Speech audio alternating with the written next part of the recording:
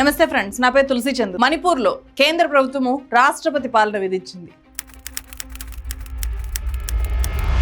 ఇప్పుడు తీసుకున్న ఈ నిర్ణయాన్ని 21 నెలల ముందే తీసుకునుంటే మణిపూర్లో మహిళల మీద అత్యాచార అఘాయిత్యాలు జరిగేవి కాదు, వందలాది మంది హత్యలకు గురయ్యే వాళ్ళు కాదు, వేలాదిగా నివాస గృహాలు, ఆలయాలు, చర్చిలు ఈ జాతుల ఘర్షణల్లో తగలబడిపోయేవి కావు. 60,000 మంది ప్రాణాలను అరచేతిలో పెట్టుకొని మణిపూర్ వదిలి భయంతో పారిపోయే పరిస్థితి అస్సలు ఉండేది కాదు. మణిపూర్లో 2023 మే 3 నుంచి మణిపూర్ భగ్గున మండడం మొదలు పెడితే కేంద్ర హోంశాఖ ఫిబ్రవరి 13న రాష్ట్ర ప్రభుత్వాన్ని, అక్కడున్న బీజేపీ ప్రభుత్వాన్ని రద్దు చేసి ఆర్టికల్ 356 కింద ప్రెసిడెంట్ రూల్ ని అమల్లోకి తీసుకొని వచ్చింది. మణిపూర్ సీఎం పదవికి బీరేన్ సింగ్ ఫిబ్రవరి 9వ తేదీన రిజైన్ చేస్తే 4 రోజుల్లో రాష్ట్రపతి పాలన అనేది అమల్లోకి వచ్చింది. మణిపూర్లో బీజేపీకి ఇప్పటికీ మెజారిటీ ఉంది, నంబర్స్ ఉన్నాయి. అలాంటప్పుడు బీరేన్ సింగ్ స్థానంలో ఇంకో వ్యక్తిని సీఎం గా నియమించకుండా ఎందుకు రాష్ట్రపతి పాలన తీసుకొని వచ్చారు? ఫుల్ మెజారిటీ ఉన్నా సరే ప్రెసిడెంట్ రూల్ అమలు చేయడం మినహా ఇంకొక ఆప్షన్ లేదు గవర్నమెంట్.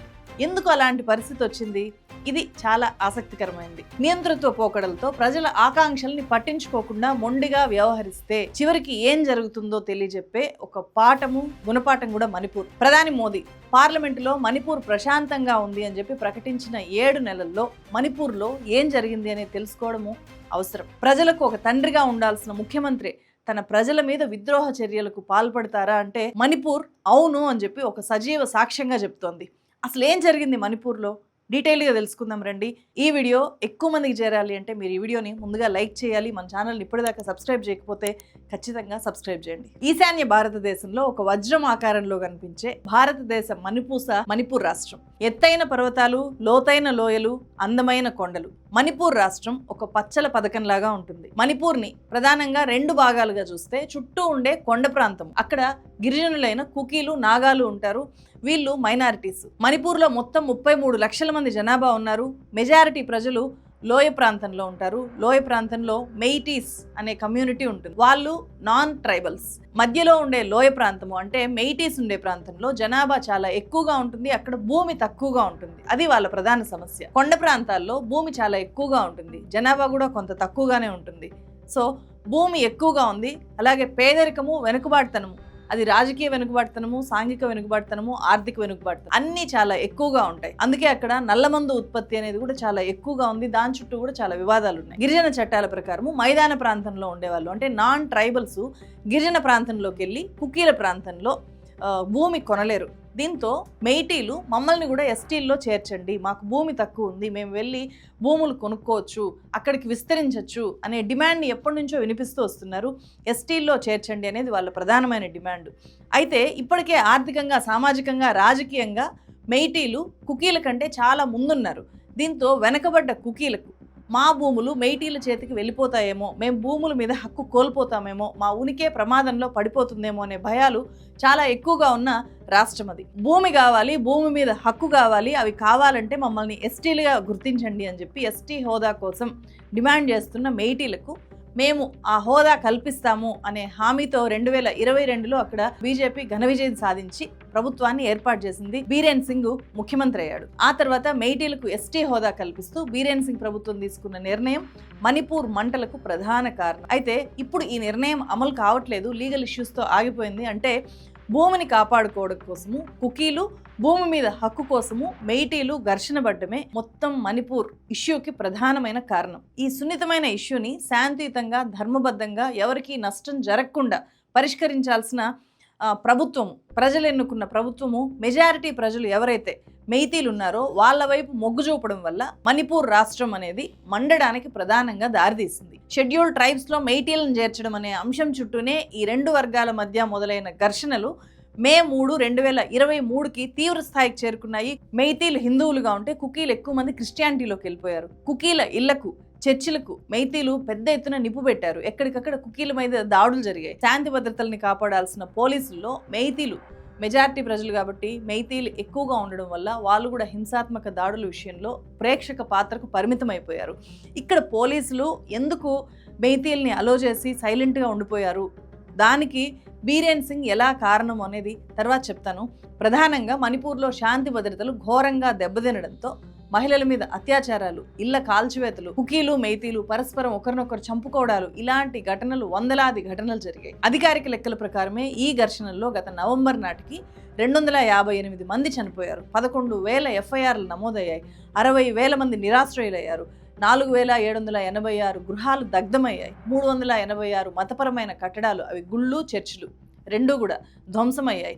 ఇవి అఫీషియల్ లెక్కలు. అనధికారికంగా ఈ నంబర్స్ చాలా ఎక్కువగా ఉండొచ్చు. ఇన్ని జరిగాయి కాబట్టి మణిపూర్ బర్నింగ్, మణిపూర్ మండుతోంది, రగిలిపోతోంది, ఒక అగ్నిగుండంలాగా తయారైంది అనే ఆందోళన దేశవ్యాప్తంగా తలెత్తింది. దేశవ్యాప్తంగా మణిపూర్ బాధితులకు మద్దతుగా అనేక ప్రదర్శనలు, ఆందోళనలు, మద్దతు ర్యాలీలు జరిగాయి. మణిపూర్ పేరు చెప్పగానే టక్కున గుర్తొచ్చే ఒక దారుణమైన ఇన్సిడెంట్కి సంబంధించిన వీడియో 2023 జూలై 20వ తేదీన మొత్తం వైరల్ అయింది. 2 కూకీ యువతుల్ని మెయిటీ వర్గీయులు చుట్టుముట్టి ఒక పెద్ద మూక వాళ్ళని బట్టలోడు తీసి నగ్నంగా ఊరేగించి వాళ్ళ మీద సామూహిక అత్యాచారానికి పాల్పడ్డ అత్యంత దారుణమైన ఘటన ప్రపంచాన్ని షాక్కి గురి చేసింది. మణిపూర్లో జరుగుతున్న అరాచకాల మీద ప్రపంచమంతా కూడా ఒక చర్చ అనేది మొదలైంది. అప్పుడే ప్రధాని నరేంద్ర మోదీ మణిపూర్ మీద ఫస్ట్ టైం స్పందించారు. ఈ ఘర్షణలు మొదలైన తర్వాత मणिपुर की जो घटना सामने आई है किसी भी सभ्य समाज के लिए ये शर्मसार करने वाली घटना है. ఊర్లకు ఊర్లు లూటీ అయ్యాయి. ఆర్మీ దగ్గర నుంచి అక్కడికి ఆర్మీ వెళ్తే వాళ్ళ ఆయుధాలు లాక్కున్నారు. రిజర్వ్ బెటాలియన్స్ మీద దాడులు జరిగాయి. గ్రామాలు ఖాళీ చేసి వెళ్ళిపోయారు. గిరిజనుల్లో విపరీతమైన భయోత్పాతాలు రగిలించడం లాంటి ఘటనలు వరుసగా జరిగాయి. దీంట్లో కుకీలు భారీగా నష్టపోయారు, మైతీలు కూడా కొన్ని చోట్ల విపరీతంగా నష్టపోయారు అని చెప్పి అక్కడికి వెళ్ళిన ఫ్యాక్ట్ ఫైండింగ్ బృందాలు అనేక రిపోర్ట్లను రిలీజ్ చేశాయి. లోక్సభ ప్రతిపక్ష నేత రాహుల్ గాంధీ మణిపూర్ వెళ్ళేసి వచ్చి అక్కడ నిర్వాసిత క్యాంపుల్లో తాను ఏం చూశానో వాటి గురించి పార్లమెంట్లో కూడా మాట్లాడారు. मैं मणिपुर में अपनी मां की हत्या की बात कर रहा हूं. मैं आदर से बोल रहा हूं. आपने मेरी मां की हत्या की मणिपुर में. एक मेरी मां यहां बैठी है, दूसरी मां को आपने मणिपुर में मारा है.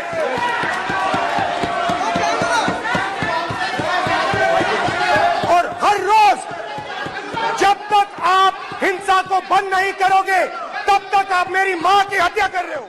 మణిపూర్ పైన ప్రధానమంత్రి ప్రకటన చేయాలి అని చెప్పి అనేక రోజుల పాటు విపక్షాలు పార్లమెంటును స్తంభింపజేసేసాయి. 2023లో 2024 మొదట్లో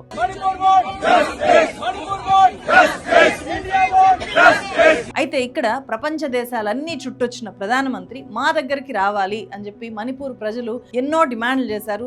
हम लोग फ्यूचर के लिए बहुत परेशान है मणिपुर, और मोदी जी आप एक बार आके मणिपुर में विजिट कर लीजिए और जल्द से जल्द मणिपुर को शांति चाहिए प्लीज. చివరికి మోదీ మిస్సింగ్ అని చెప్పి మణిపూర్లో పెద్ద ఎత్తున పోస్టర్లు కూడా వేశారు. వాళ్ళు ఢిల్లీ జంతర్ మంతర్కి వచ్చి ఆందోళన చేశారు. అయినా సరే ఇప్పటికీ ప్రధానమంత్రి మణిపూర్లో అడుగు పెట్టలేదు.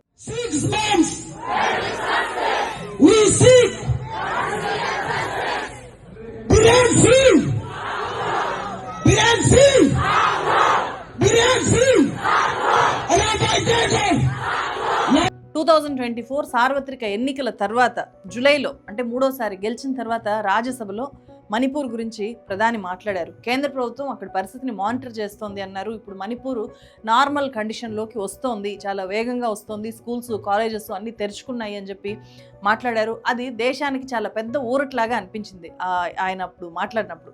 मणिपुर में लगातार हिंसा की घटनाएं कम होती जा रही है. मणिपुर के अधिकांश हिस्सों में आम दिनों की तरह स्कूल चल रहे हैं, कॉलेज चल रहे हैं, दफ्तर और दूसरे संस्थान खुले रहे. ప్రధాని నరేంద్ర మోదీ రాజ్యసభలో ఈ ప్రకటన చేసి 7 నెలలు అవుతోంది. మరి ఇప్పుడు ఎందుకు మణిపూర్ మళ్ళీ ఒక రాజకీయ సంక్షోభంలోకి వెళ్ళిపోయింది? రాష్ట్రపతి పాలన విధించే పరిస్థితికి ఏం లీడ్ చేసింది, ఏం కారణమైంది అంటే మణిపూర్లో జరిగిన జాతుల ఘర్షణకు ప్రధాన కారణము ముఖ్యమంత్రి బీరేన్ సింగే అని చెప్పే ఆడియో టేప్స్ కొన్ని నెలల ముందు బయటకు వచ్చాయి, విస్తృతంగా ప్రచారంలోకి వచ్చాయి. అవి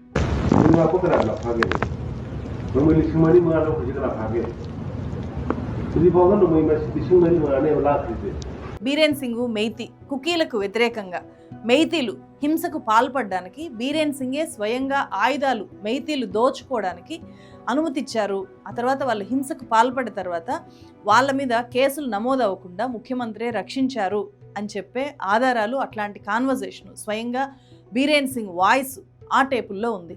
ఇవి తీవ్ర సంచలనం సృష్టించాయి.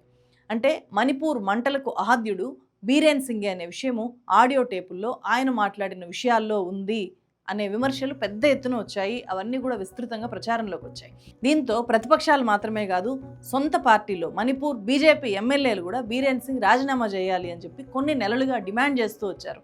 బీరేన్ సింగ్ మాకొద్దు, ఇంకో ముఖ్యమంత్రిని అపాయింట్ చేయండి అని చెప్పి అక్టోబర్ 19వ తేదీన ఏకంగా బీజేపీలో ఉండే 19 మంది ఎమ్మెల్యేలు ప్రధానమంత్రికి లెటర్ రాశారు. మొత్తం 32 మంది ఎమ్మెల్యేలు ఉంటే వాళ్ళలో 19 మంది బీరేన్ సింగ్ మీద కంప్లైంట్ చేశారు. బీరేన్ సింగ్కి అగైనెస్ట్గా బీజేపీ వాళ్ళందరూ కూడా.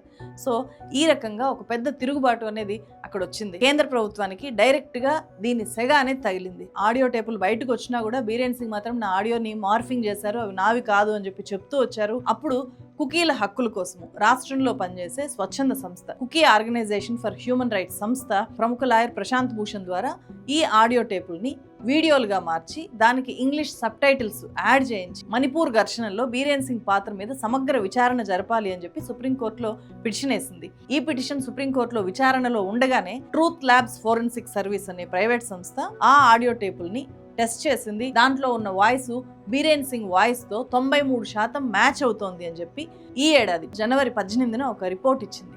ఈ రిపోర్ట్ బయటకు వచ్చినప్పటి నుంచి ఇటు బీరేన్ సింగ్ కి అటు కేంద్ర ప్రభుత్వానికి ఇంకా ఎక్కువగా ఉక్కుపోత పెరిగిపోయింది. At the same time supreme court కూడా ఈ ఆడియో టేప్స్ ని పరిశీలించి 6 వారాల్లోగా నివేదిక ఇవ్వండి అని చెప్పి ఫిబ్రవరి 3వ తేదీన ప్రభుత్వ సంస్థ అయిన సెంట్రల్ ఫోరెన్సిక్ సైన్స్ ల్యాబొరేటరీకి ఆర్డర్స్ పాస్ చేసింది. సుప్రీంకోర్టుకు నివేదిక ఇవ్వడానికి మార్చి 24వ తేదీ దాకా గడువు ఉంది. ఆలోపే అంటే ఫిబ్రవరి 9వ తేదీని ముఖ్యమంత్రి బీరేన్ సింగ్ తో కేంద్ర ప్రభుత్వం రాజీనామా చేయించింది. మొత్తం 60 సీట్లున్న మణిపూర్ అసెంబ్లీలో బీజేపీకి 32 మంది ఎమ్మెల్యేల బలం ఉంది సొంతంగానే. అయితే వాళ్ళలో కూడా కుకీలు మెయితీలుగా ఎమ్మెల్యేలు విడిపోయారు. ఈ 32 మందిలో 7 బీజేపీ ఎమ్మెల్యేలు కుకీలు. ఈ 7 మంది కూడా కుకీలకు సపరేట్ అడ్మినిస్ట్రేషన్ ఉండాలి అని చెప్పి చాలా బలంగా డిమాండ్ చేస్తున్నారు. కాబట్టి బీరేన్ సింగ్ స్థానంలో ఇంకొక ఎమ్మెల్యేని సీఎంని చేసినా కూడా వీళ్ళెవరూ కూడా సహకరించే పరిస్థితి లేదు.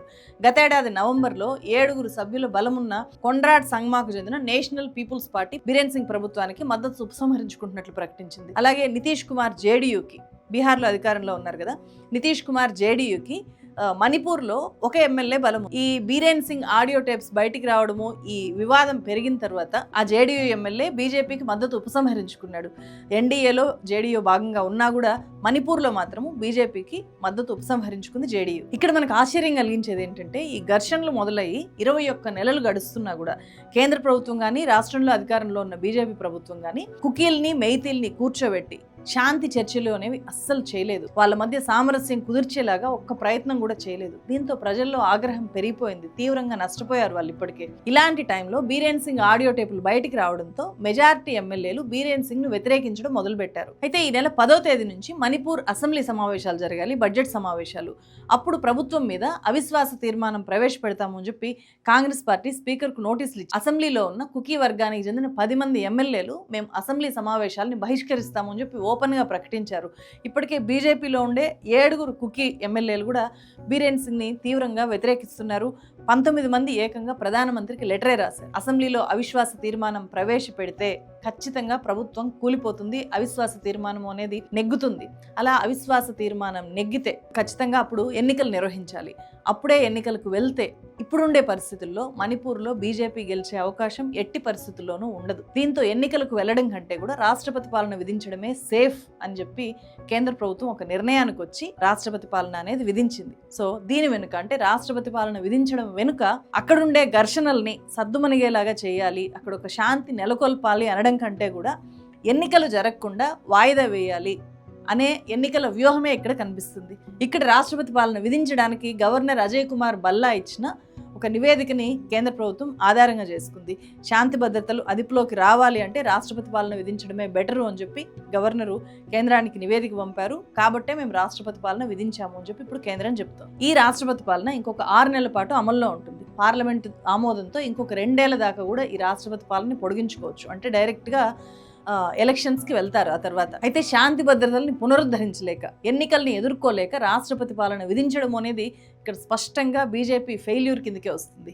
కాంగ్రెస్ పార్టీ ప్రధాన కార్యదర్శి జైరాం రమేష్ మేము ఇచ్చిన అవిశ్వాస తీర్మానానికి భయపడే బీజేపీ రాజ్యాంగంలో ఉండే 172వ ఆర్టికల్కు విఘాతం కల్పించేలాగా రాష్ట్రపతి పాలన విధించింది అని చెప్పి ఇప్పటికే ఆరోపించారు. ఆర్టికల్ 172 ప్రకారము 2 అసెంబ్లీ సమావేశాల మధ్య కాల వ్యవధి 6 నెలల కంటే ఎక్కువగా ఉండకూడదు. దీని ప్రకారము ఫిబ్రవరి 10వ తేదీన ఖచ్చితంగా మణిపూర్ అసెంబ్లీ సమావేశం జరగాల్సింది.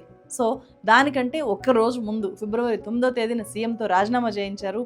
అవిశ్వాస తీర్మానాన్ని ఎదుర్కోకుండా తప్పించుకోగలిగారు. ఆ తర్వాత 4 రోజులకే రాష్ట్రపతి పాలన అనేది అమల్లోకి తీసుకొని వచ్చేశారు. మొత్తానికి పొలిటికల్ రీజన్స్కు తలగ్గైనా సరే రాష్ట్రపతి పాలన ప్రవేశపెట్టిన కేంద్ర ప్రభుత్వము ఇప్పటికైనా కుకీలు మెయితీల మధ్య శాంతి చర్చలకు పూనుకోవాలి అని చెప్పి ఇప్పుడు అన్ని వర్గాల వాళ్ళు కోరుకుంటున్నారు. ప్రధానంగా భూమి సమస్యను శాంతియుతంగా పరిష్కరించాలి. కుకీలు ఏం కోరుకుంటున్నారు, మెయితీలు ఏం కోరుకుంటున్నారు, కుకీలు మెయితీలతో మేము కలిసి ఉండము అని చెప్పి ప్రధానమైన డిమాండ్ వినిపిస్తున్నారు. కాబట్టి వాళ్ళని ఏం చేయాలి అనేది ఖచ్చితంగా వాళ్ళ కోణంలో నుంచి అర్థం చేసుకునే వాళ్ళు ఇప్పుడు కావాలి. ధ్వంసమైన ఇల్లు, ఛిద్రమైన బతుకులు, నిరాశ్రయులైన ప్రజలు, ఇలా ఎటు చూసినా దయనీయ దృశ్యాలతో కనిపిస్తున్న మణిపూర్ గుండెల్లో తిరిగి శాంతి కపోతాలు ఎగరాలి అంటే అక్కడ నిష్పక్షపాతులైన వ్యక్తులు చాలా కన్సిస్టెంట్గా వర్క్ చేయాలి. అలా వర్క్ చేసేలాగా కేంద్రం ఇప్పటికైనా కృషి చేస్తే అది మణిపూర్ గాయాల మీద కొంచెమైనా సరే మందు రాసినట్లు అవుతుంది. మీరేమంటారు? కామెంట్ చేయండి. ఈ వీడియో నచ్చితే కనుక ఎక్కువ మందికి షేర్ చేయండి. మన ఛానల్ సబ్స్క్రైబ్ చేయకపోతే ఖచ్చితంగా సబ్స్క్రైబ్ చేయండి. ఇలాంటి కంటెంట్ని మీ ముందుకు మేము తీసుకొని రావాలి అంటే మాకు మీ మద్దతు చాలా అవసరం. సో జాయిన్ బటన్ మీద క్లిక్ చేస్తే ఈ ఛానల్లో మీరు సభ్యులుగా చేరొచ్చు. అది మాకు చాలా హెల్ప్ అవుతుంది.